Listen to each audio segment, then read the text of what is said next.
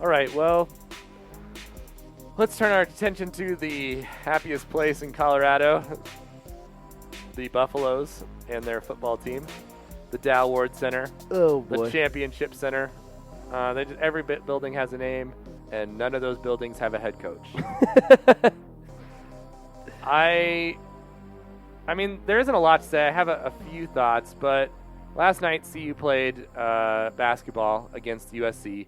Ended up winning that game. They're in sole possession of first place in the Pac-12. Tad Boyle has done everything right.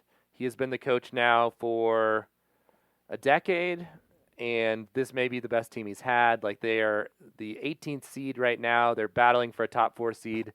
They've only won one NCAA game under his tenure, but this could be the year they go to the Sweet 16. Like, that's what we're looking at here. And you're looking at this coaching search, and you're like, what I would like is the next Tad Boyle for football. The guy that is going to stay. So you look at the alumni, and really the only notable alumni who they could bring in is Eric Bieniemy, the offensive coordinator for the Kansas City Chiefs. Super Bowl winning Kansas City Chiefs, no less. With Patrick Mahomes and all he's done with that offense. Unfortunately, Eric Bieniemy was the offensive coordinator for the Buffs in the John Embry years, 2 years. Part of the problem, it seemed, was the way that Bieniemy wanted to create a pro-style offense in college. That was one of the many issues that they had. And they were unceremoniously fired after 2 seasons, which you look back at and you're like, that was a mistake, given what's happened since then. Yeah, I mean, well, Bieniemy is interesting because he's like a big Colorado name. He was one of the national championship players. And someone that loves CU. Yeah. Like, there are a few guys that love CU more. It doesn't matter. He said he doesn't want to be the coach. Well, I mean, that's the tough thing. It's, one, he's already been here and left on less than positive terms. And now, his 2 best choices are, like, go to Jacksonville or some city and become the head coach and maybe become good, or just stay with what is already a great thing. Like, both Mahomes and Bieniemy benefit from being around one another to the point, like, okay, I could get a new job, make more money, but if I just stay with Kansas City, anytime I want to leave, I can. And he's in line for the job there because he's sort of in a Josh McDaniels situation. yeah, When Andy Reid decides to retire, which some people thought might have been after this year, I think he's having too much fun to want to retire over the next couple of years, then Bieniemy can have that job. He's only 50. That's, in Broncos coaching terms, he still has 20 to 30 years left to coach. So I mean, I get it. And it was funny. Philip Lindsay took Vic Fangio to the Buffs game last night. So they were sitting courtside on one side, and then John Elway with like a bunch of his friends were on the other side. So it was just like Broncos courtside. Terry Fry made a good joke that it was like if the PA announcer asks if there are any football coaches in the arena, Vic Fangio is going to have to duck his head. And that was where the search was, because we also found out that Sarkisian, the offensive coordinator for Alabama, had played the Buffs to get a contract extension, and Mar Money as the offensive coordinator at Alabama. I mean, that sucks because that solidifies CU as a stepping stone. But I'm infinitely less mad at Sarkisian than I am Tucker. Because, like, Sarkisian didn't know anything. And that was a weird thing when his name popped up. But, I mean, he's a good coach that had some substance abuse issues, and I think that's, like, painted a lot of his.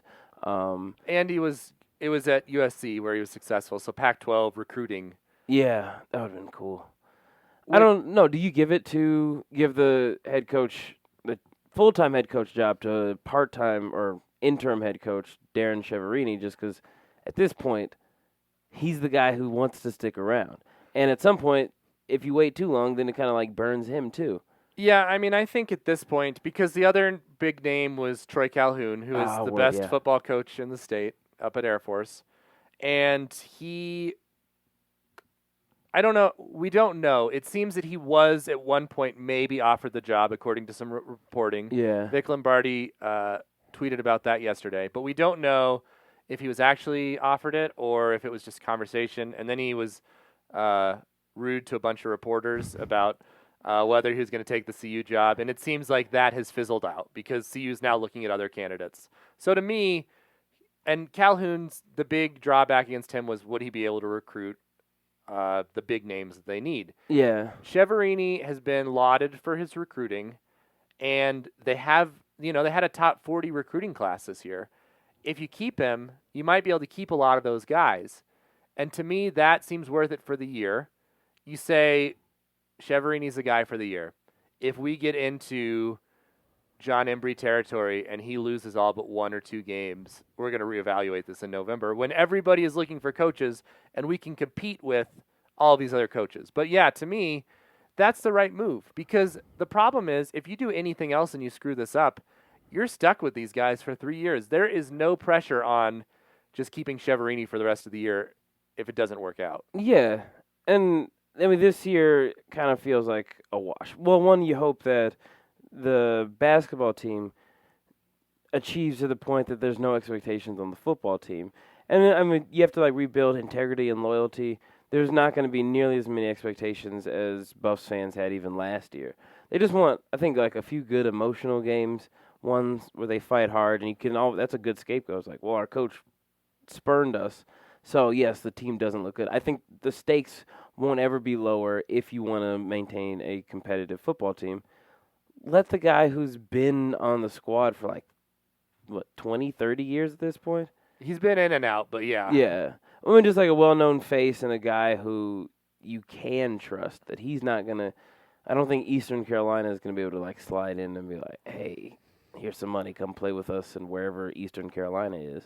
No, I think he is like the Tad Boyle model where if it worked out, he would stay at CU, which I think is – I don't think you can build a program if your head coach is leaving every 2 to 3 years. People disagree with me on this, but to me – CU needs to get out of being a stepping stone job, even if it means reevaluating what kind of coaches they can get. Yeah. If they could build the Tad Boyle of the Pac-12 in football, where they're making bowl games, more than half of the years, maybe winning some, and then maybe building a team that can compete for the Pac-12 championship, that's where CU football is at this point.